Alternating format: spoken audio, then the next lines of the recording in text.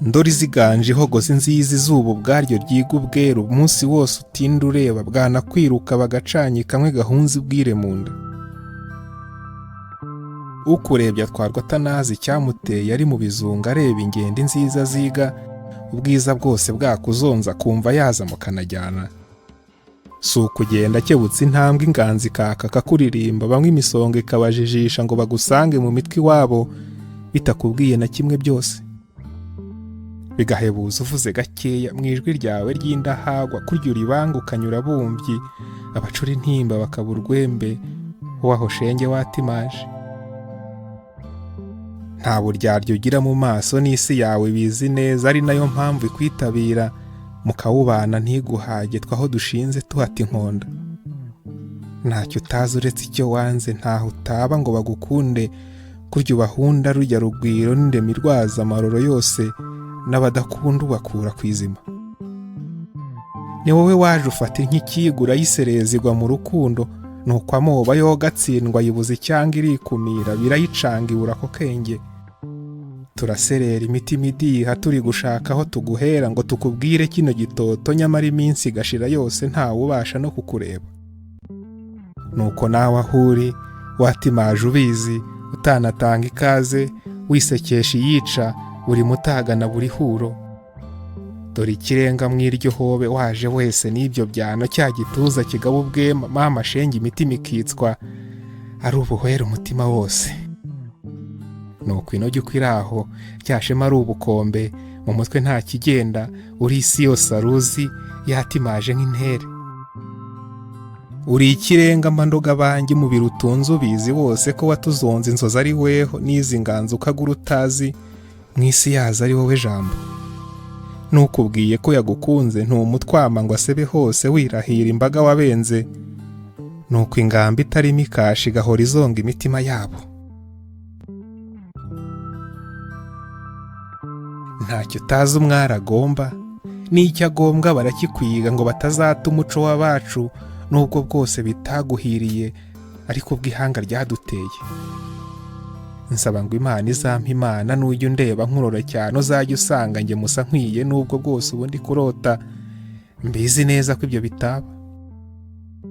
Bibaye umva ngo ntibanatuza nahorera iyo ndyo ngasaza nemye rwose ntacyo nsenga miga abahungu intuje irambye ubwawe unzongo nsaba umunabi.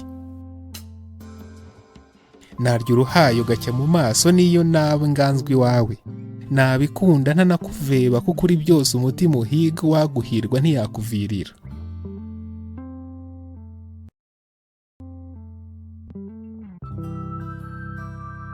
Icyasha kimwe rukumbi ni uko utitwa umumararungu ahubwo ubwawe uri iryo rungu kuko ubuzonze buri dakika ayimara yibaza kuri weho.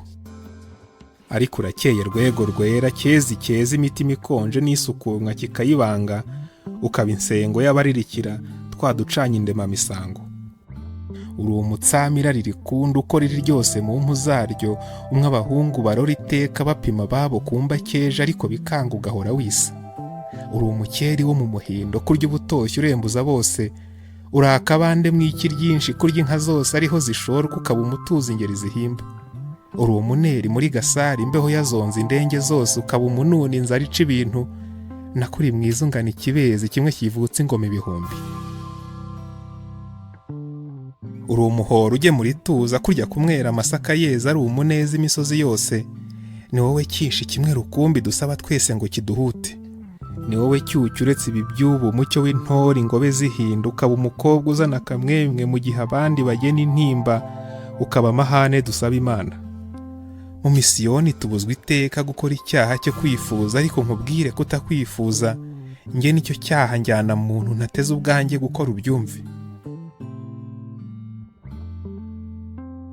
Mugani wawe nyoberwa rwose amaso yanjye aho yahoze kera ngo ngana aho uri nkurore mbanje ndindi irungu n'iyi ntinyi y'ishavu ntewe n'iyoba ryanjye.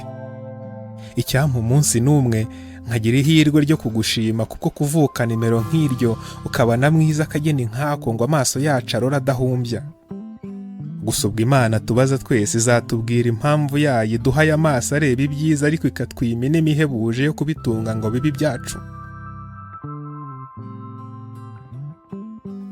wenda umunsi ntazi uzaza ingoga zigwire nk'uvunye ihobe mvuga yabesha undeze igituza k'uwo munsi ndota mbizi kutazaza habe no mu nzozi.